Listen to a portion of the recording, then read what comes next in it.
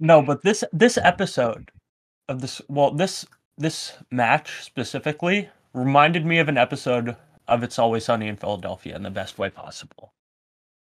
Wow. Because You it's a know bunch what? of terrible people doing terrible things to a location around them and goofing off and being very, very funny about it. Did they eat a big sandwich at any point in Always Sunny? That's a I don't yeah. know. That's a good question. Have there they ever- ever been big sandwiched? Has there ever been a big sandwich in Always Sunny history? Riddle me that. Well, I know that even if not in the show's history, there is a big sandwich in one of the people who made the show's history. Is that who so? an actor in the show's history. You don't know? And do tell. I Do don't. tell. You don't know that Danny DeVito is one of the main spokespeople for Jersey Mike's? That's true. He is. I forgot about that. I didn't. No, I do know that. I remember seeing a fucking Danny DeVito Jersey Mike's ad at one point. Wow, you're Yeah, right. they're all over the place. You're so Yeah, bro, right. can't break up about Jersey Mike's. I'm kind of sick of it. Yeah. Yeah. Pretty gosh dang annoying if I do say so myself, and I do say so myself. Yeah. And I I will- say so too. Well, no, there's- I'm sick of Jimmy John's too. I'm sick of like every single sandwich chain except for Penn Station. Penn Station is pretty good. Well, okay. Now, what about Firehouse? What's up with Firehouse? What's your thoughts? Firehouse. Firehouse is fine. It's fine. Dude, Hook and Ladder. Hook and Ladder's good. Hook and Ladder's good. I do gotta Ladder's good. say, we were talking about advertising with Jersey Mike's and shit. I got a Firehouse ad about 2 years ago that changed my life. It was an ad on YouTube.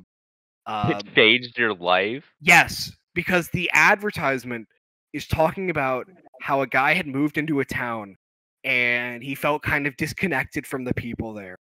He didn't really know anyone. And then he had like a heart attack. And the firefighters were the ones that came and they saved him and they took him to the hospital. And he immediately felt a connection with the people. Like I belong here. They will treat me well. This is where I'm meant to be. And then it showed the Firehouse Subs logo.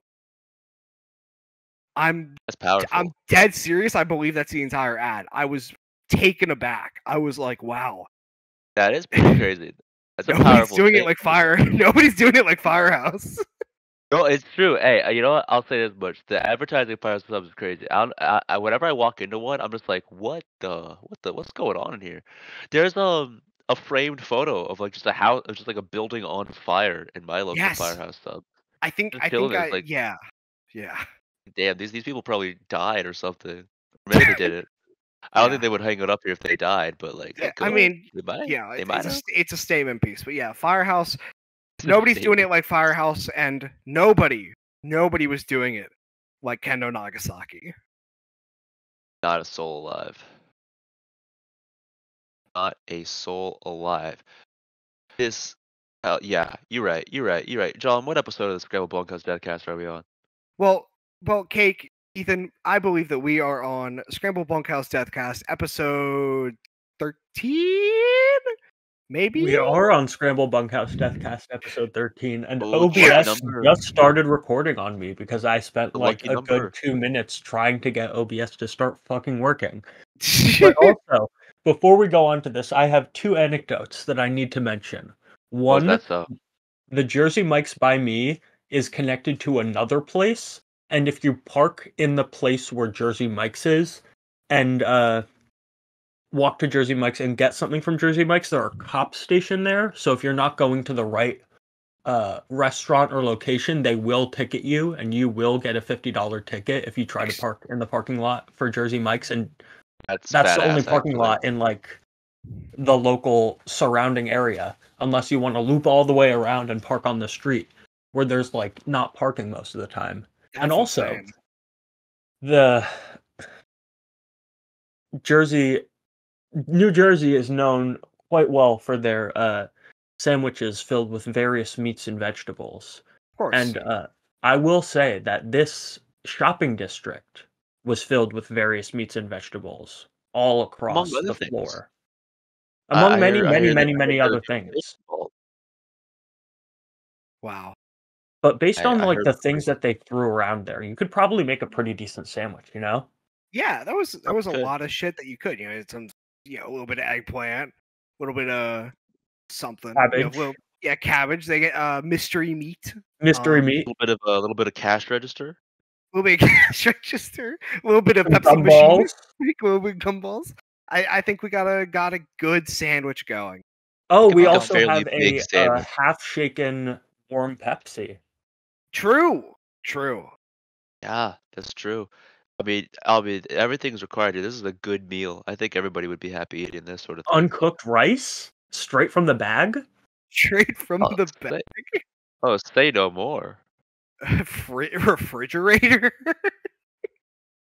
Yeah. What more could a fella ever want?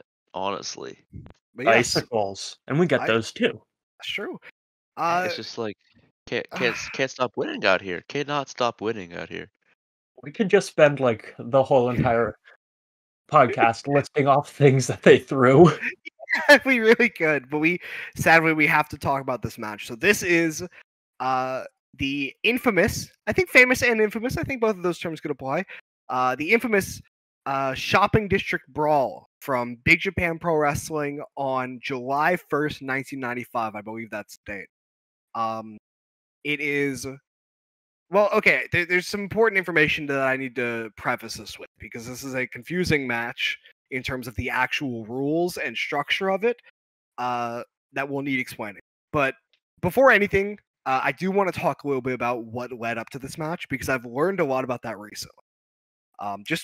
It wasn't even connected to this. I was just researching it on my own because I was talking to TKG on Twitter, like a Segunda guy. TKG. So this match, and actually a lot of matches. There's a lot of pretty famous matches from around this time frame that are very bizarre. The IWA Japan Bathhouse Death Match, of course, with Tarzan Goto, and the egregious nudity shots. The IWA Japan like House Destruction Death Match, which is I think around 1995. There's the BJW House Destruction match, which happens in Kurikan Hall in like the early 2000s, which is much later, but still. And there's a lot of stuff. Like IWA Japan is doing a lot of stuff. There's a few more Big Japan matches like this.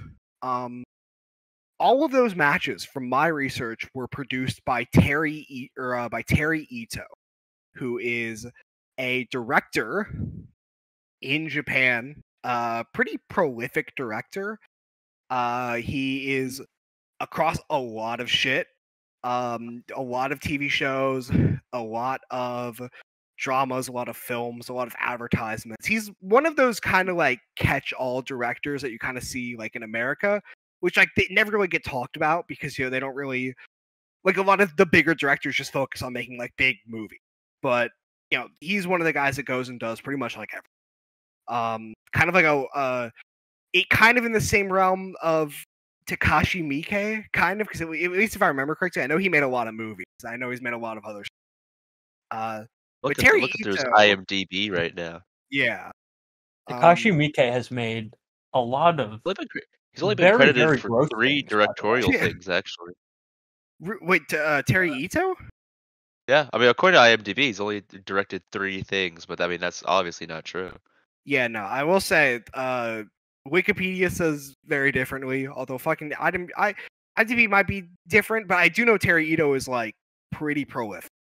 I got an ad for an 18-pack of Butterfingers on Terry Ito's IMDb page.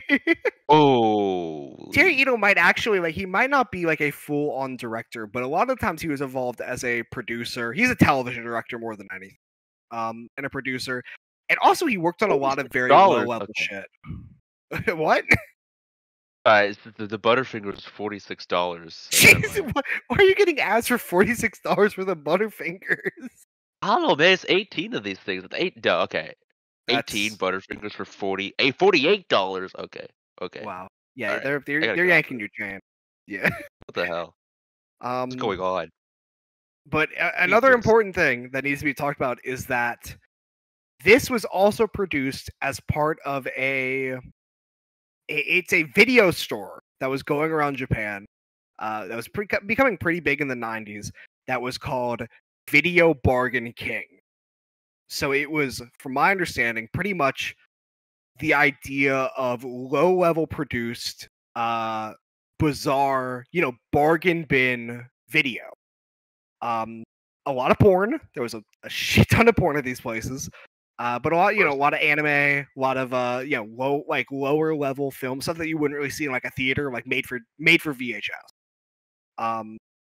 This is Terry Ito kind of. I don't know how he got involved. I tried looking into it, but I couldn't find anything. I might try to contact Mr. Ganosuke because he might actually know because he was talking about him online before.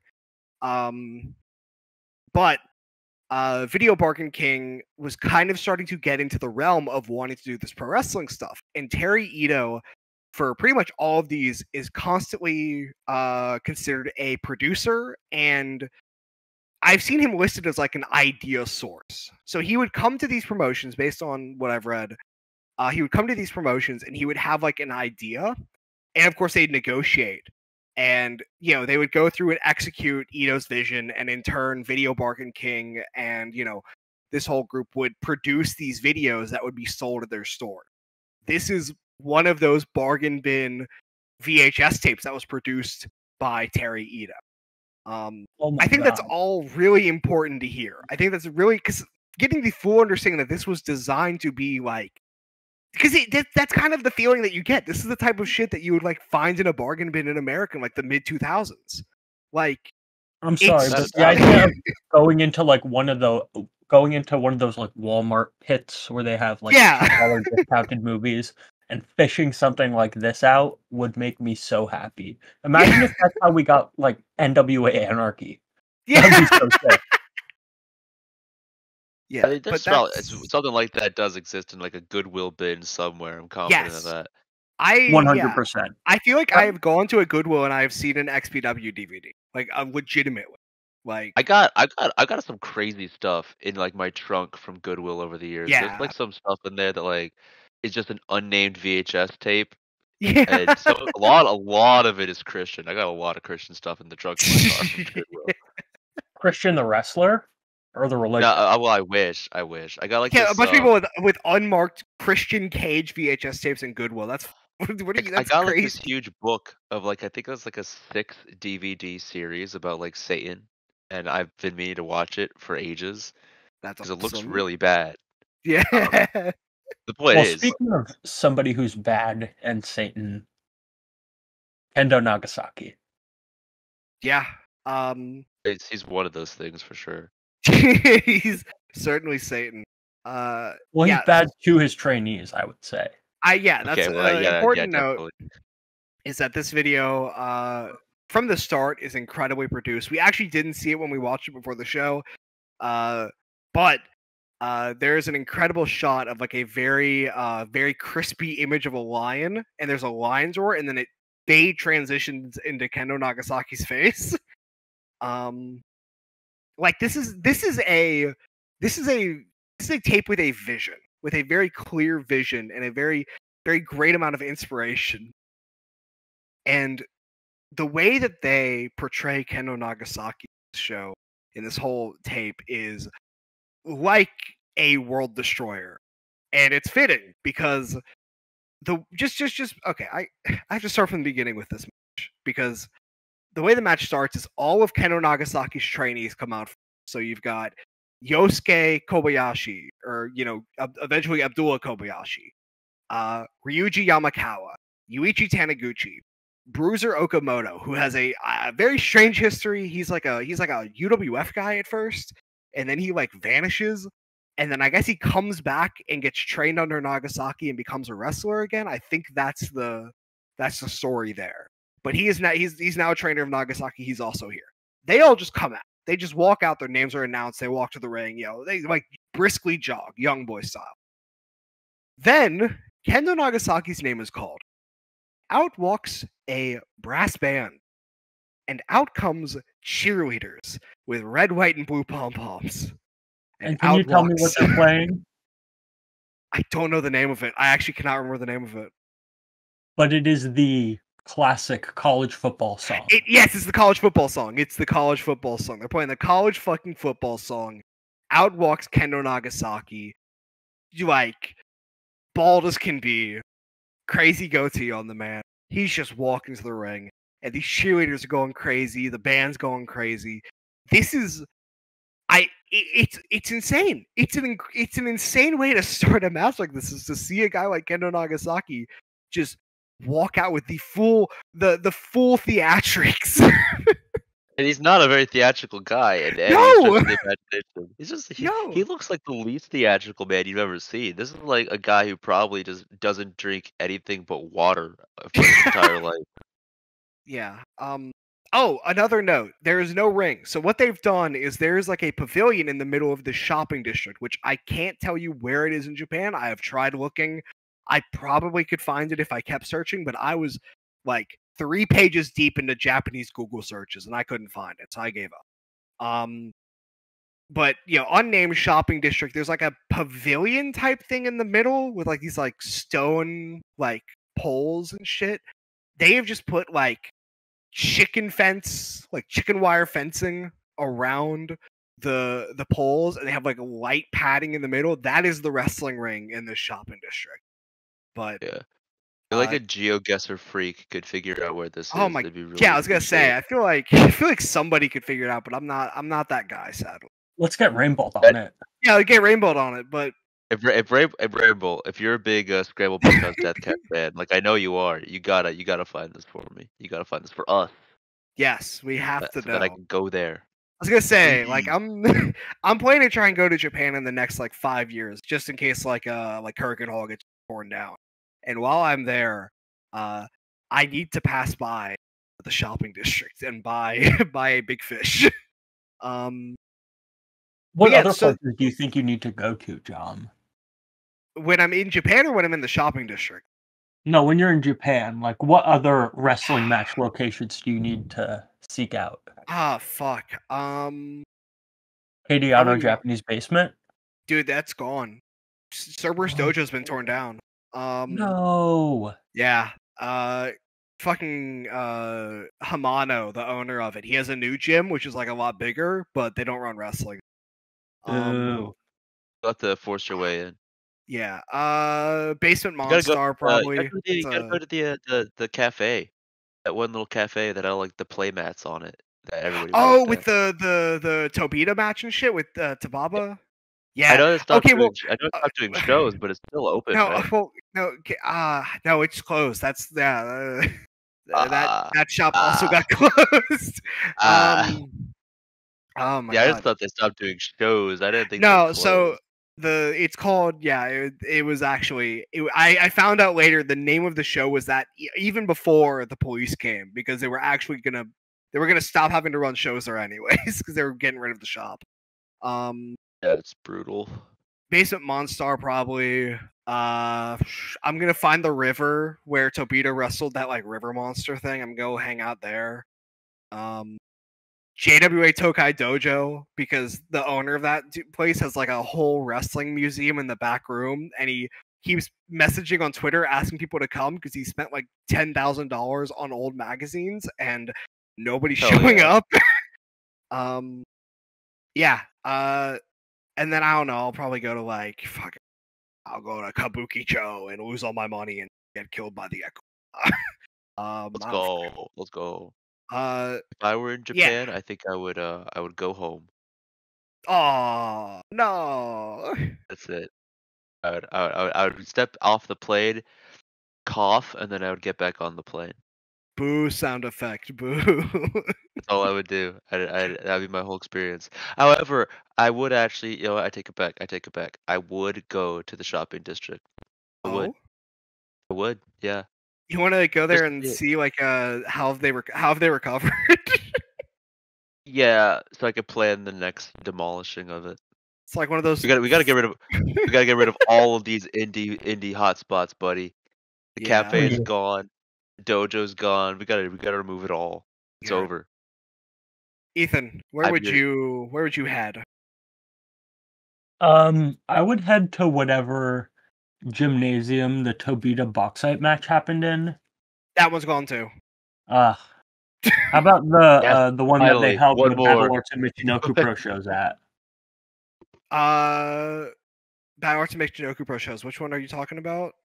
The ones in like the mid-90s that were clearly held at a high school gym or something because there's a basketball hoop in the background. Oh, is that the like the main one that Michinoku Pro ran all the time, like the perfectional? Yeah, that one's gone too. Okay. Yes. Yes. Keep going. Yes. Ruin them all. Destroy every single one. Where else? Where else would I? I think we need to destroy every venue in Japan. Actually, I think they all be gone. Eliminating wrestling by destroying all the places it can happen. I think we need to just get rid of every venue. It's like when you fuck up a hornet's nest, like the hornets in the nest, by like moving the nest a little bit away, so they have no idea where to go and they die. Concert I'm missing the obvious one. Instead, in case they try obvious one? The Futen venue. Okay, I don't know if that's gone or not, but nobody's run there in a long time, and I know multiple promotions used to run there, so I'm going to strongly assume it is gone. I'm going to stand outside of whatever building is there and salute it. You're going to hold up a boombox. I'm going to play taps. Yeah. Well, speaking of death and destruction, this is actually a singles match at first. It is Bruiser Okamoto versus Yuichi Taniguchi. But they got Nagasaki standing on the outside, watching with his barbed wire bat. And I do want to say here that I mentioned earlier this is a very incredibly produced show, and I mentioned the editing, but the actual cinematography for this whole tape it's stunning. It's legitimately stunning, and it's doing a lot of things that no other matches have ever done. Like, there are so many long tracking shots throughout the entire tape, and there's so much attempts at putting you into the tape. I think that's one of the biggest things, that there's a lot of attempts to kind of make you feel like you're there. Like getting shots from within the crowd, showing the crowd constantly and showing their change from being all smiling and happy at the beginning to being aghast and terrified and running away. All these incredible close-ups. It is one of the most directly engaging tapes I've ever seen in all of wrestling. It's yeah, I love the cinematography. Well, not the cinematography. I don't know if that's the right word, because at a base level, maybe the cinematography isn't quote unquote good, but it rules though, because it's the way the camera moves.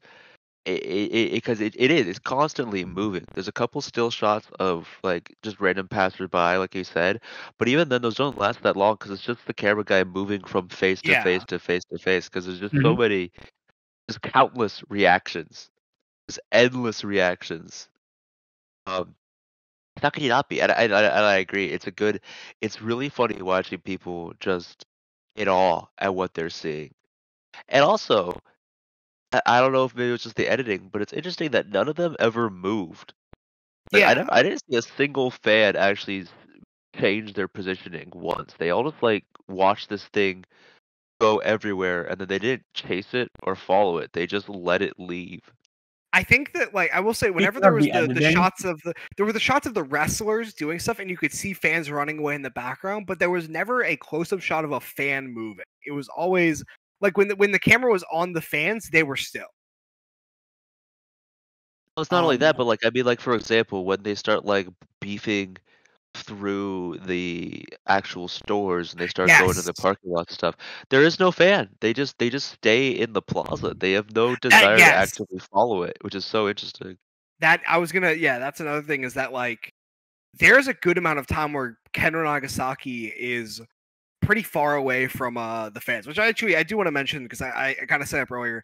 Match with Taniguchi and Okamoto, they're just working. There's the incredible shot of scanning all across Nagasaki's body as he is getting more and more frustrated at the lack of action as they're just grappling.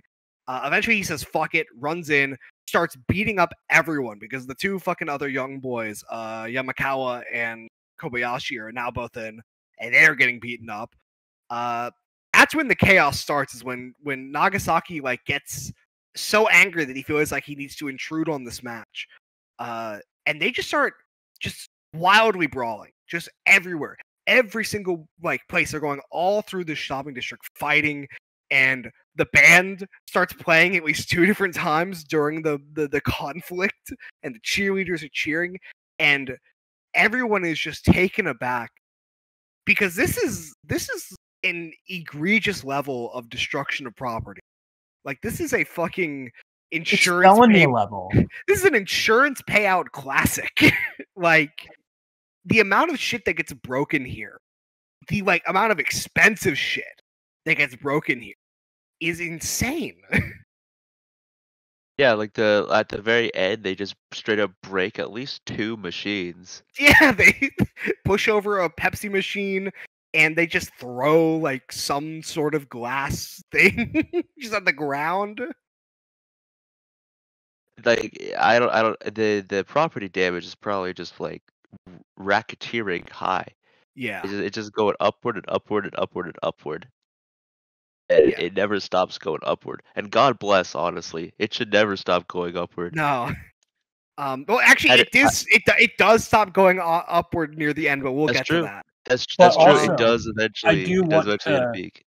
I do want to mention 2 things. One, it does stop going upward at some points, but because it starts moving laterally, and by that I mean it takes the action away from the ring so we can watch the people who got actually fucked up. One a wrestler in a match, and one a fan. That's true. I forgot about that. Yeah. And those aren't necessarily like increasing the danger, but those are more like, those are probably some of my favorite parts of the match because they feel like the WWE do not try this at home bumpers that you would see at the beginning of a lot of their shows, but in the middle of the show, just to keep reminding you of the brutality and violence that happens if you decide to fight people on a random shopping mall or plaza. Hey, you know, Job did mention the production value of it, but we only talked about the camera work. The actual editing of it is sublime. Yes. It's not just the fact that it cuts between these people looking in awe. It's not just the fact that it does cut between wrestling and a hospital trip, but also it has a ton of sound effects and has a ton of Yes. like. I was about to, that was the other thing that I was going to mention. Sounds like an episode of Adam West Batman, actually, for the entire run.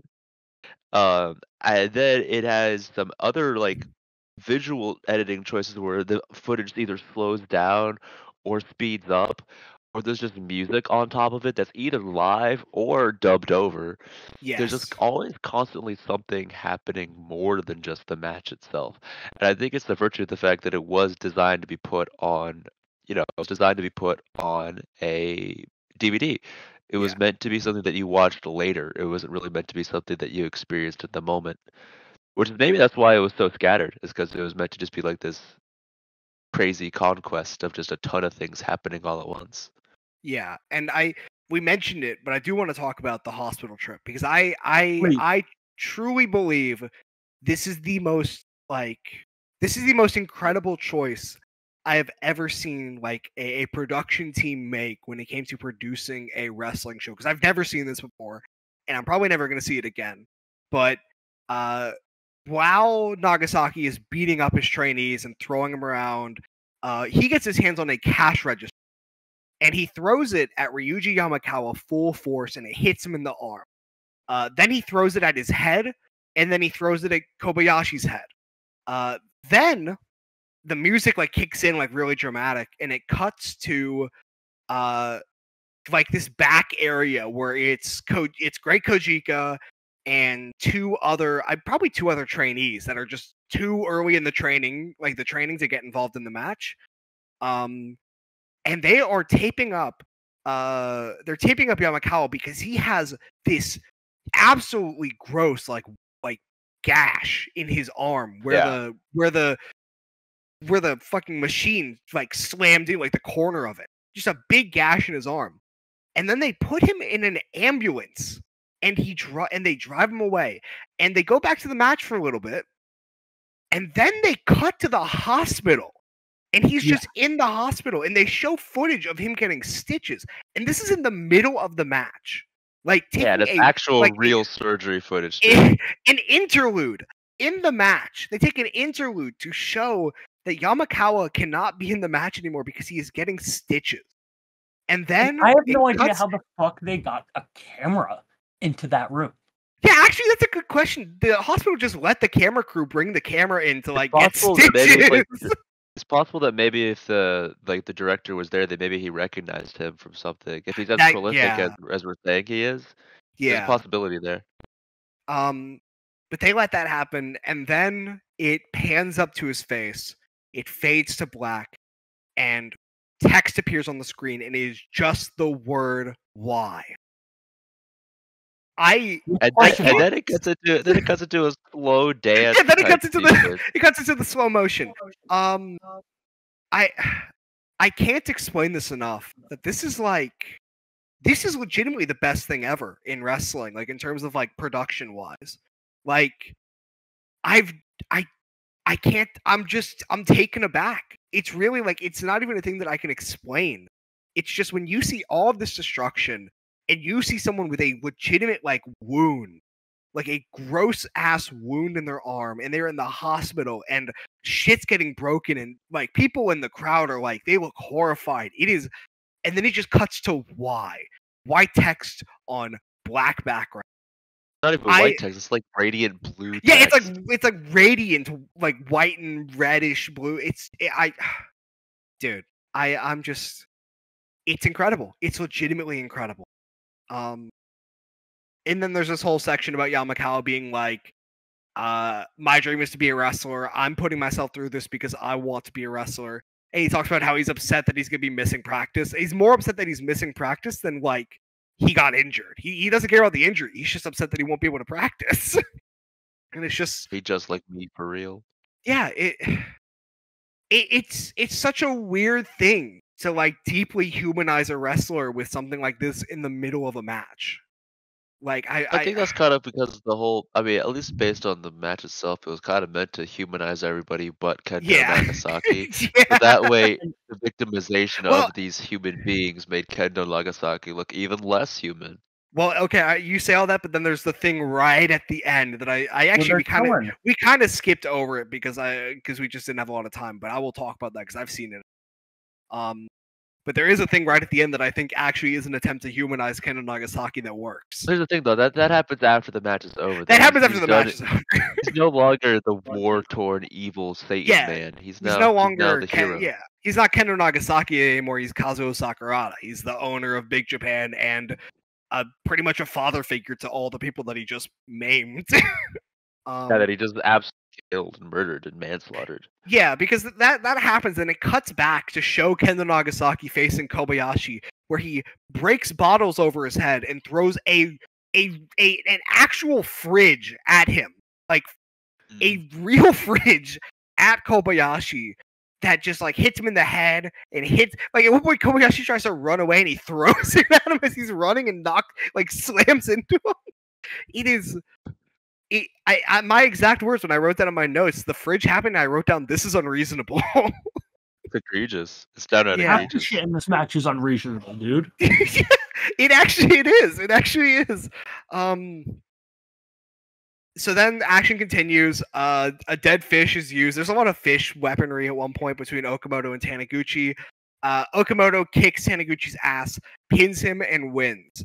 So the match is over, but then it cuts to Kendo Nagasaki walking through from the back door one of the businesses, and it cuts this amazing shot of like this waving around camera shot of Kobayashi on the ground just writhing around in pain, and then Kendo Nagasaki breaks through a glass window and just walks out, just slams himself through this glass window. And immediately I don't think he slams himself through. He throws somebody through. He throws something. You're right. He throws something, breaks it, and then he picks up a gumball machine and throws it at Okamoto's head. Throws it at Kobayashi. No, he throws Kobayashi through the glass because he brings Kobayashi with him. He throws him through the glass and then throws a gumball machine at his head. crazy. It's beautiful too. It is absolutely beautiful. It's a beautiful shot, beautiful action, beautiful everything. Match picks back up, or I guess the brawl after picks back up. Nagasaki's grabbing the massive bulk bags of rice and throwing them at people's heads, and they're breaking open. There's text that appears at the bottom that says, "Once Kendo Nagasaki is excited, nobody can stop him." And it's true.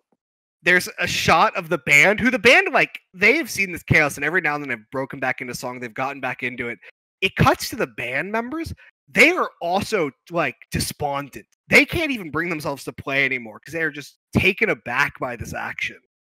And then the match stops for a second, or the action stops, because this guy comes up. His name is Oshika, and he's written as President Oshika. From my understanding, he is the president of whatever committee runs this shopping district. Of course, it's important to say, this is something that was agreed upon beforehand, was that Kendo Nagasaki will do this. However, he was not supposed to do this. He was agreed upon that there will be some chaos, he'll break some stuff probably. But they paused the match because President Oshika is legitimately pissed off. Because it is becoming so chaotic and they are breaking so much shit, and it has gone beyond whatever agreement they have made.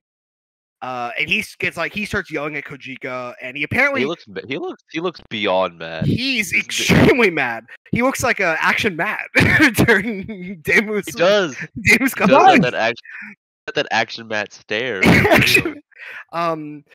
But he's pissed. Action Matt fluoride stare. Action Matt stare is insane. But he's pissed. He's yelling at Kojika. He's yelling at Terry Ito, apparently. We don't see it, but apparently he does, because there's text about it. Kendo Nagasaki stops by to talk for a second. It's pretty much them just negotiating, like, hey, okay, the match is paused. We do have to kind of finish this. We have to wrap this up. So how do we want to do this? And the agreement is made that an impromptu match will happen. It'll be like a 4-way match. It will be in the ring. It will only be in the ring. They are banned from going outside and doing any more brawling. So, and I've also never, like, I've seen that. I will say I've seen matches get paused. Fucking, every time someone bleeds in the Fed, a match gets paused. But, like, this is a type of, like, stop to a match that feels like it almost had to happen. And it adds so much to the match that it got so bad, so chaotic, that an actual, like, official in the venue, or the venue, an official came up to them and said, hey, we gotta pause this shit and negotiate for a second, because you guys are going way beyond what we agreed to. I love it.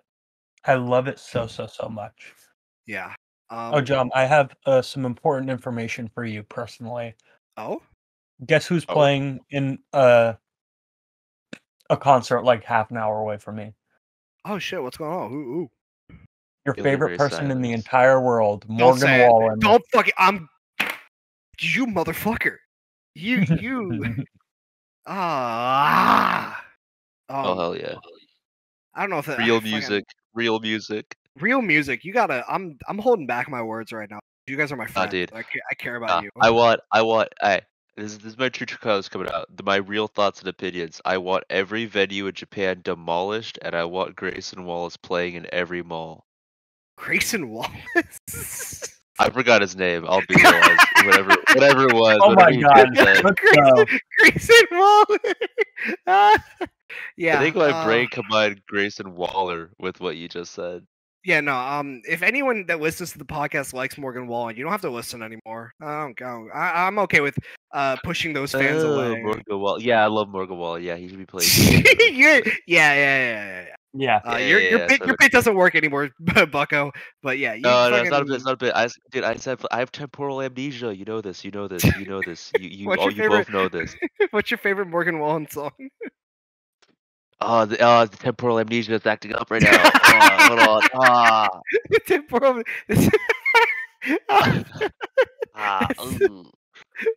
That's all. Dude, wrestlers should do that whenever they they're being like spot. Yeah, they forget a spot. They're like, oh, the CTE. Oh, yeah, fuck. Dude. The brain damage. Temporal amnesia. Oh, you know, temporal amnesia. They just keep the temporal amnesia thing going. Yeah.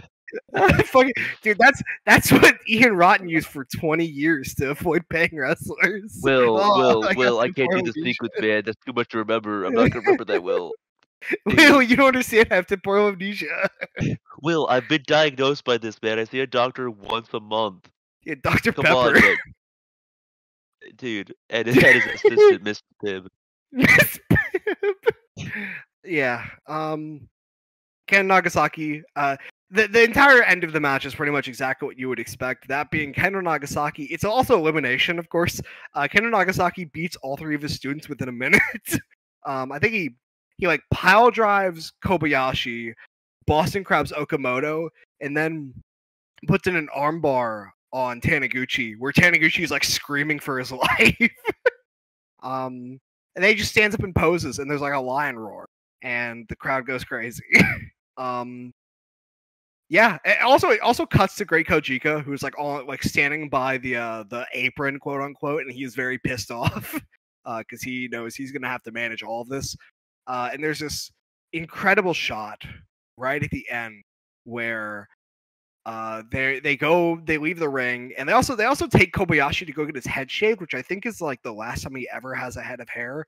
Like he's gotten hair after that, but this is like the beginning of Abdullah Kobayashi being like permanently bald.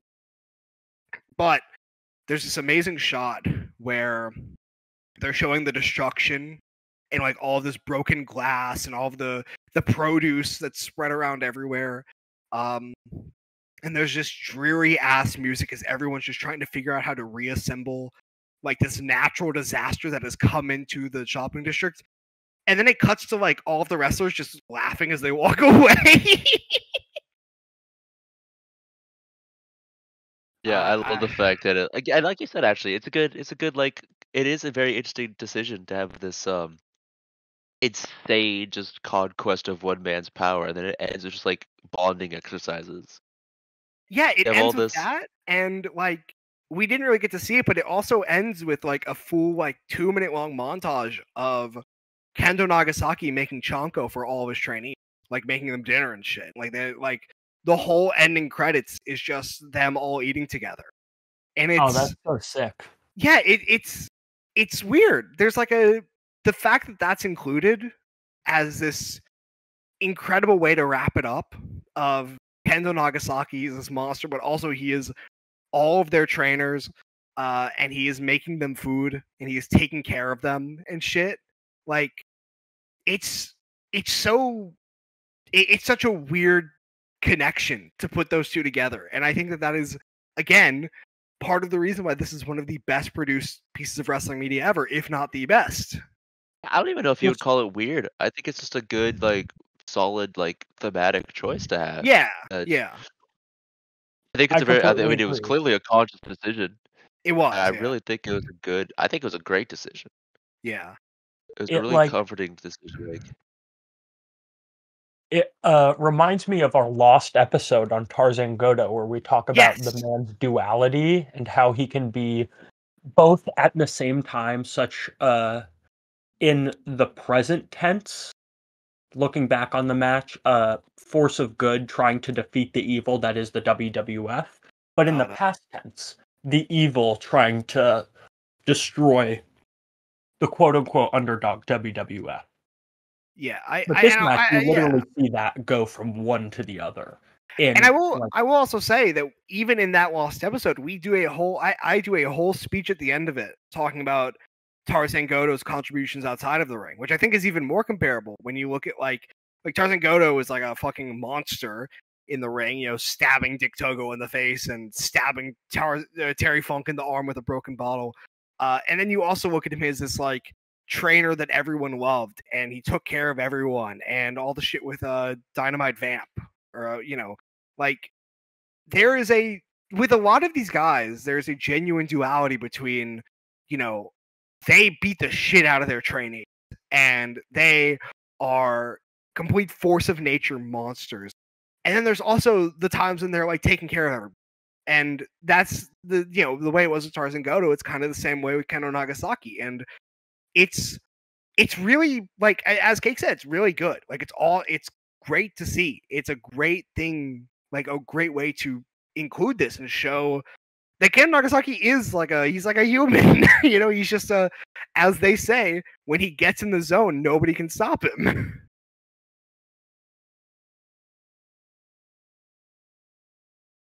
I just really this is a match that's like slightly hard to talk about because beyond the surface level stuff and beyond talking about the production, it's just a great match. Like I made a top 100 semi recently, and this is my number 21.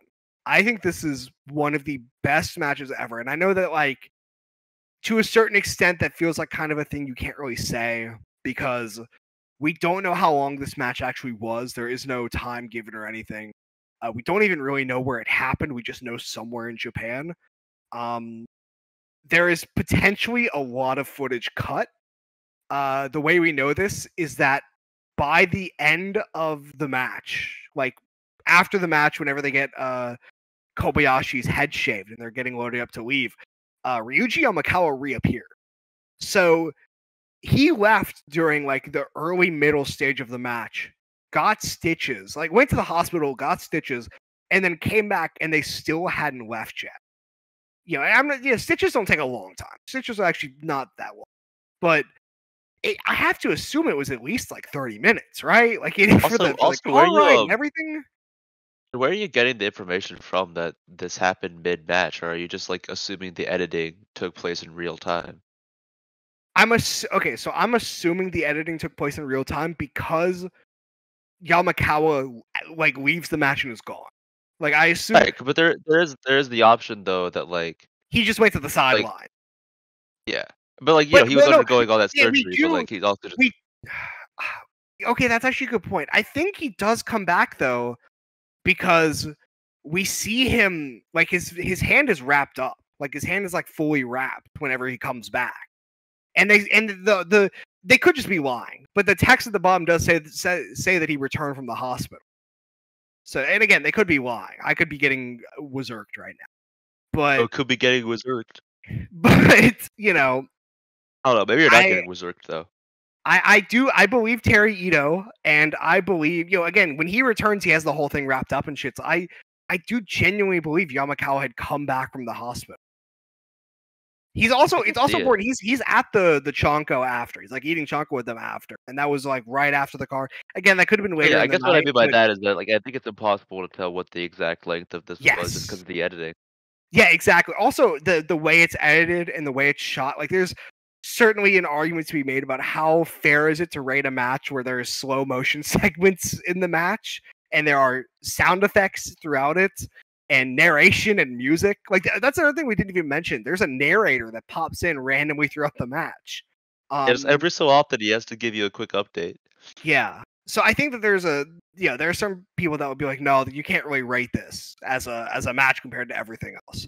But I don't agree at all. And I think that it's better to look at matches as like packets almost of like wrestling, of like packets of entertainment, rather than like, oh, there's a specific match where you fall into the belt. There's a lot of matches that are presented like that, and those are that's how the traditional presentation is. But like at the end of the day, professional wrestling is entertainment. Like I feel like a Fed fan saying, wrestling is entertainment, and this is being presented in a specific way. And I think that looking at it in its presentation and rating it based on that is entirely fair to me. Yeah, I can see that. I can see that for sure. But yeah, it's just a fun, and also, in the time that I've shown this to other people, other friends that I have, I mean, they've always gone on record saying that they've never seen anything close to it because there really isn't a match like this. Because of the stylistic choices, there's plenty of brawls out there in this world. Like there's plenty of concession stand brawls, even in America alone, let alone the entire world. So the concept of it is not an individual thing, but the way that this thing is presented, and also the lengths that they go to with it, is very much a just this match situation. Yeah, there's definitely a lot of brawls that are like it, but there aren't that many that go to this length like it. No. And they just aren't as treated as well because they didn't have a director at the helm. Yeah, exactly. And they didn't have somebody leading the charge who was quite as forceful or has quite as much control over his students. Well, not necessarily control, that's a bad word for it, but has as much influence over his students and love from his students to do something like this. Yeah. And the support from the fucking people around him. Yeah. AKA the people who run this thing. Yeah, Kojiko probably was like, "Hey, brother, you almost fucked us up here, bro." But then they just went back to doing business. Like, I will also say, presentation-wise, because it only just occurred to me what this was reminding me of, because the specific presentation kept like ringing in my head as something. This feels almost like documentary-esque. It does. It's like it's a documentary more than anything on Kendo Nagasaki, because it starts with the highlights of him in IWA Japan, and then it has a whole section of him talking about like his philosophy, and then him training his trainees. And then for this whole match, we haven't even mentioned this yet. When the match section starts, there's a time code at the top that says like 9 a.m. and it's showing them starting to assemble everything. And that time code reappears for every like segment of this match. Like the match itself doesn't have like a bunch of them, but there's like one at the beginning of the match and then one as they're leaving, I believe. This whole thing is presented very like documentary-esque, with the narration and the cutting to the hospital and even like the slow motion stuff. Like this feels like a documentary, and there's not really any other wrestling matches I've ever seen that are presented like a documentary.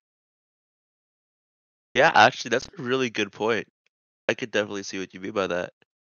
It does feel like it's and I can also explain that that's why there's just so much pre and post match stuff, is because it is meant to be more of an encapsulation of just the dojo experience alongside the match itself. Yeah. And also, it goes back to the idea of it just being like, again, juxtaposition of what Kendo Nagasaki means to these guys beyond just what he's willing to do to them. Yeah. Exactly. Yeah, it goes back to the whole thing of this being like a bargain bin DVD. Like I can imagine going to the store and buying the shit and just drinking with friends and watching. Like this feels like a very much like a, hey, let's put the shit on, this looks cool kind of tape. And I think that's important. I think there's a lot of matches that have very different mentalities going into it. Like I don't go into this tape thinking I'm gonna watch something in the same way that I go into like 8888. Like, there's a very different mentality coming into this like tape than coming into a lot of other matches, and the way I go into like every match is like, there are differences.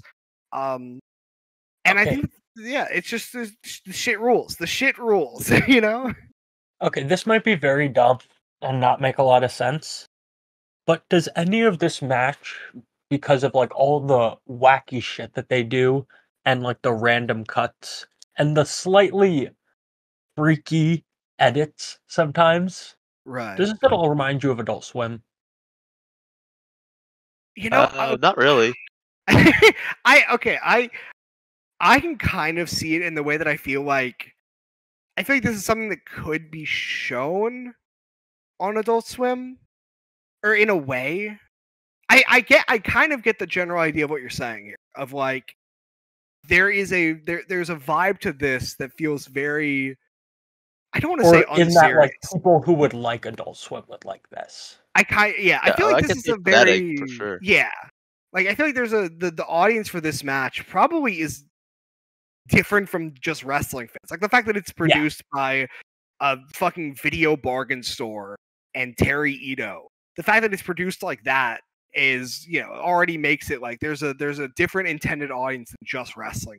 If it was just wrestling fans, they'd have a hard cam and shit, and they just present it like a wrestling match. I think that it's really fascinating that a match like this can be presented so differently, and still be like I think even if you strip everything away, this is just an incredibly compelling match, and the production that it has actually enhances that to me. It enhances the enjoyment, because I fucking love this match. I love watching it. I've seen it in the last week alone. I have seen it 3 different times. This is the 3rd time I've watched it in the last like 6 or 7 days. And before then, I've seen it like at least 5 times. I want to say like 10 times actually, because I've watched it in multiple VCs. It's like a comfort match for me. It's a long match, but it's a fucking comfort match for me, because I can just pop it on and be like, wow, Kendo Nagasaki's throwing cash registers at people's heads. He's throwing fridges at people's heads. He's breaking he's like hitting people in that. We even mentioned there's like a wooden board that's like, I think the name of like the shopping district. He picks up and smashes it over like multiple people's heads as hard as he can. And you can see their heads like bounce off of it. Like, I just popped this match out. I go, wow, this is never gonna happen again. This could never happen again. Ever. What's your problem? They could never make a BJW Shopping Brawl today because of woke. Yeah. Exactly. Because of woke, and because of LightTube, which, Ethan, I know you got something you want to say about that. Oh, yes. Thank you for bringing me back around to that. Because Big Japan is, I think, probably the worst victim of this. And that I think this is an agenda that Jom has pushed for quite a while. And after watching enough matches with them, I can concur that light tubes have more or less homogenized the Japanese deathmatch, specifically in BJW, also in places like CZW and partially IWA Mid-South, but they do some wacky shit there. Yeah. And I just think if BJW stuck to doing stuff like this, maybe some no-rope barbed wire exploding death matches, some barbed wire wrapped around the ropes death matches and stuff like that, if they stuck to like maybe increasing the ridiculousness of some of those instead of just how many light tubes can we fit into one ring at one time, it would be a more varied, interesting, and just generally cool deathmatch promotion for my money. I think there's a because I will say this type of match was a rarity for BJW. They had like 2 matches that could be kind of categorized in this run with like freak ass brawls that can never happen again. But Big Japan during the early years in like the mid to late 90s was a very creative promotion. I'm not advocating for basically the animal abuse death matches. I'm not advocating for them to come back. We don't need the we don't need the scorpion death match again. But I think we should bring back the piranha death match though. I don't know how much of that would be considered animal abuse. It's not like he was crushing the piranhas, but he was landing alligator on them. Death match though. You can bring back the alligator death match. Alligator might have not been anything back because I don't think they ever actually hit the alligator. They just let the alligator run around the ring for a second. Yeah, exactly. That they use the baby. We gotta use like an adult alligator now. Adult alligator. Okay, that's just death match. But Big Japan in the early years was an incredibly creative promotion. This probably coincided with the fact that Kendo Nagasaki was. Kendo Nagasaki leaves by mid 1999. He reforms his old promotion, Network of Wrestling or NOW, and he really never comes back to Big Japan. And I think that kind of coincides whenever Big Japan was starting to kind of lose the juice, I guess you could say. Because there was a very strong creative juice flowing through the minds of everyone there. They were doing a lot of like really fascinating stuff. A lot of the death matches were really like just completely out there.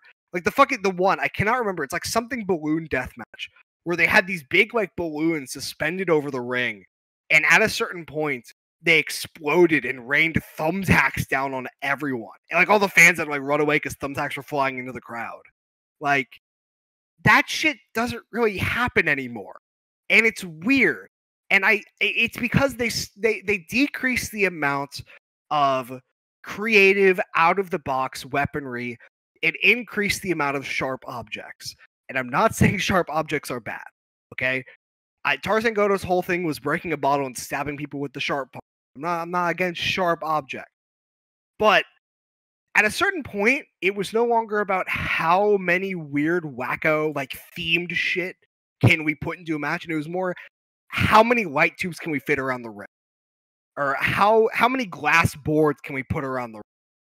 And I don't even think that it's inherently like those aren't inherently bad weapons. The light tube in the early years felt really gross and really visceral, and they felt like kind of like they would happen, they would be used, and like blood would immediately flow, and they would just continue working. But as time has gone on, the light tube has not only become more of the focal point of the match in a bad way, or the use of light tubes, I should say, but the light tubes also lost strength. There was a match, I think 2 years ago. It might have been Masashi Takeda versus Drew. I cannot remember for sure which one.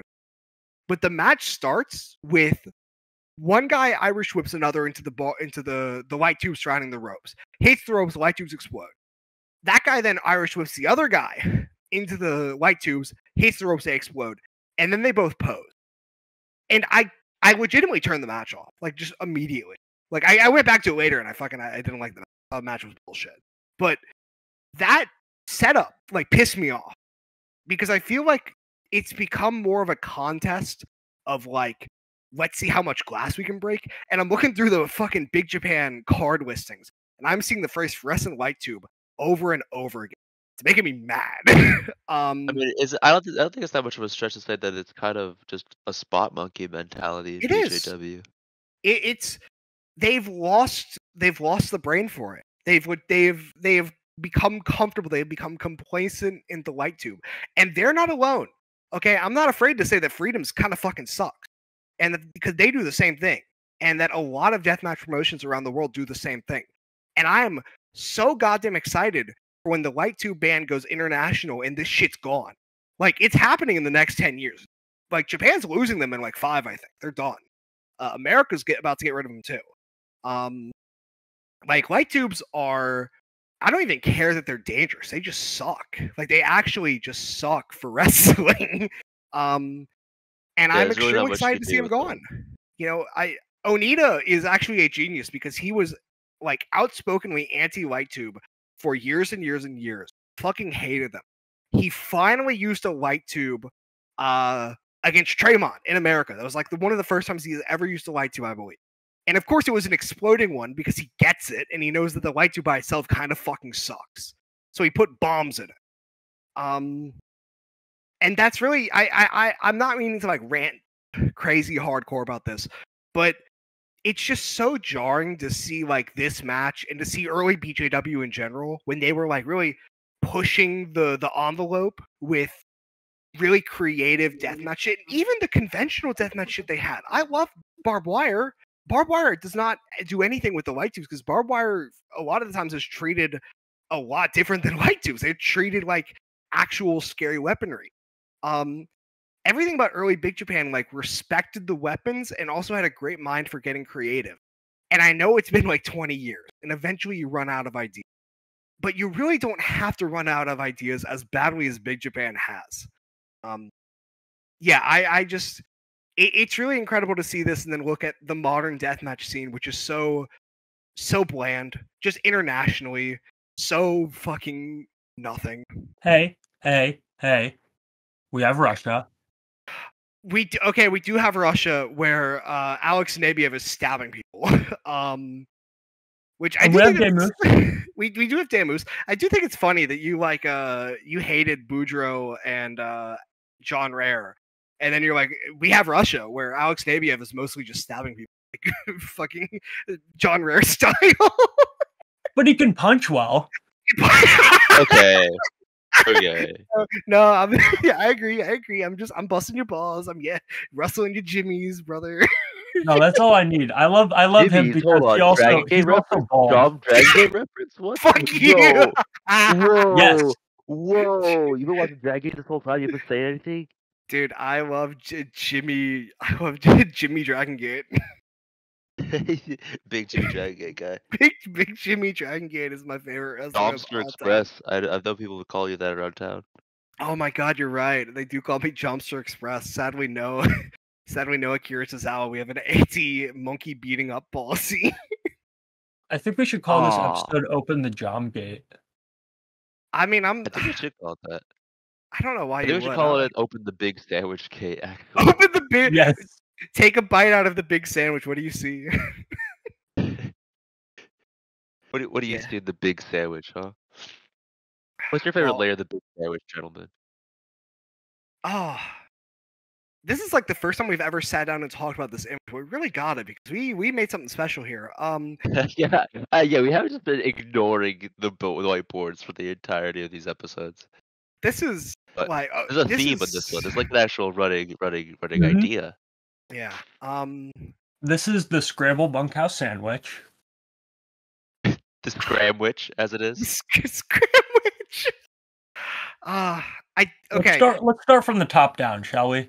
Yeah. We got the bread. Got a good piece of bread. Good piece of crisp lettuce too. Really, almost unnaturally crisp green lettuce. Butter lettuce.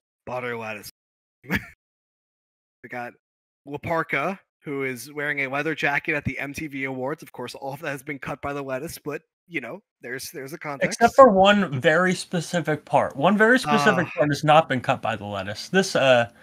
This white little goopy stuff has not been cut by the lettuce. You gotta get your mind out of the gutter, Ethan. Yeah, man. You gotta get your mind out of the shopping district. That's clearly a skeleton bone of some sort, alright? Yes. Hey, I'm just saying we've got some mayonnaise on the sandwich, so it's not gonna be dry. Yeah, we brought it back. Fuck this! That is the next thing on the whiteboard. It's this big fuck this. Then good little amount of pulled pork. A little bit of pulled pork never hurt anybody. In fact, it's helped a lot of people, I'd say. Mm-hmm. David helped the great one and only Connor O'Malley develop a new hairstyle. Of course, he's got a new pulled homework hairstyle. Then we have the bread. Then we have the tomatoes, of course. Long line of tomatoes, perfectly cut. These tomatoes look awfully pale too. Yeah. Well, there's a quality tomato. Don't worry about it. Yeah. Do not look closer at the tomatoes. I would be. I'd be careful. Oh yeah. Yeah. Don't worry about that. Don't worry about that little creature. What are you talking about? Then. No, worry. Just move on. Okay, so then I'm talking about this little creature down here. Oh, Sheldon. We have Fly high. Young Sheldon and Shinya Hashimoto, who are in fact the same person in a way. We're recording this on the day that the last episode of Young Sheldon is airing, so I thought it would be a nice tribute. It's today. I knew it was soon. I didn't know it was today. Oh fuck! I gotta get out of here. I gotta go watch Young Sheldon. Bro, I gotta watch my Young Sheldon tapes. I've actually never seen Young Sheldon. I've just seen the TikTok edits of the dad. All I've ever seen. Also, we have the in whatever. I don't even know what you call this image, but the in Japan it's a sport, in Mexico it's a tradition, or in Mexico it's a tradition. In Canada or whatever, and then in America it's a joke. Vince McMahon ass. The greatest Facebook image. Yes. Then we have a beautiful slice of American cheese, 100% American cheese, dripping onto the rats, onto the collection of rats led by their rat leader, the man with ratitude, Connor O'Brien. Well, I almost said Conan O'Brien. I thought you almost said Connor O'Malley. I did too. Wow. There's too many Connors. One final radiant piece of bread. One final angelic bread. I repeat what Cake said. I want to know what is your favorite part of this sandwich? Ethan, what's your preferred layer of scramwich in your opinion? All right, I'm caught between two. I like the fuck this layer. It adds a good one. It adds a nice little layer of texture right between the mayonnaise and the pulled pork. But I will say, my favorite flavor-wise, got to be the rats. Yeah, the rats are a powerhouse. A little bit overpowering, but in a way, it's an overpowering just because it's eating away at the cheese, Yeah. I think it's the white rat that's like jimming the camera and just looks like he's having a jovial time. I will say also, it's important to note that there are a bunch of brown rats with normal eyes and they're living, and then there's a white rat with red eyes who is staring into the camera, and that slightly worries me. Is that Satan?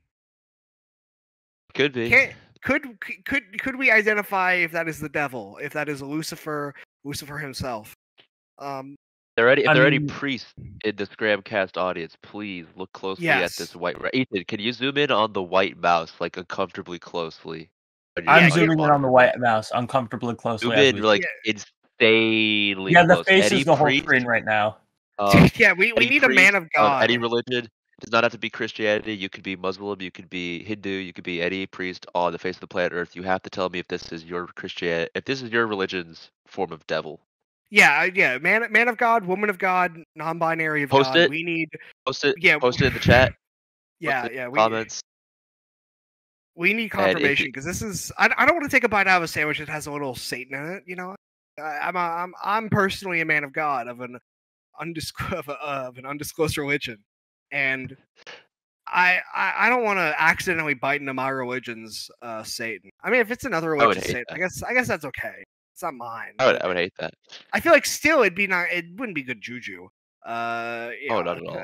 Because what if one of those other religions is right? You know. I don't. We're talking about it so often. I just don't know if I could like support having this rat anymore. I just can't support this. I don't think the rat's too evil. No. The other rats are good. The other rats are good. No. I know. Hey, hold on. I understand. I was gonna put a smiley face on him, but that works too. That'd be worse, actually. That'd be so much worse. You're just hiding the devil now. Yeah. The wolf in sheep's clothing. The wolf in rat's clothing. Well. There you go. Now we purified the sandwich. My favorite, I gotta go to my favorite layer now because the rats are a powerhouse and they're delicious.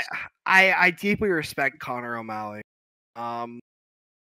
However, I think that the fact that the pulled pork is great on its own. I'm a big fan of pulled pork. I went to Tennessee. I got some like Tennessee barbecue pulled pork one time. It's the best shit I've ever had in my entire life. I love pulled pork.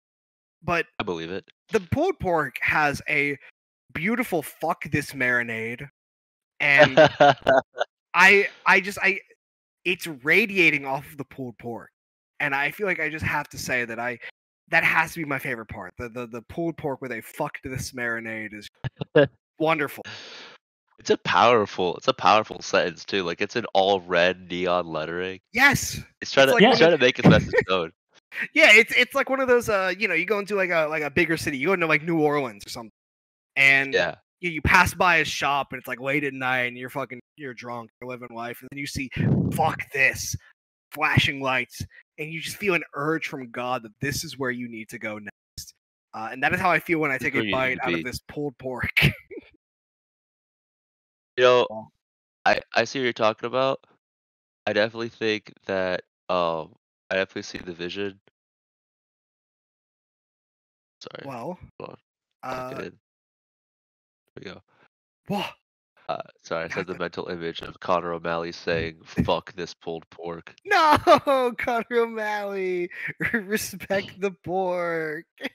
Nah, he hates it. I think my favorite layer is, he just lists all together. Like, it's just a wombo combo of hating pulled pork and then just having the polite face of Connor O'Malley as well as a secret evil thing lurking amongst the tomato.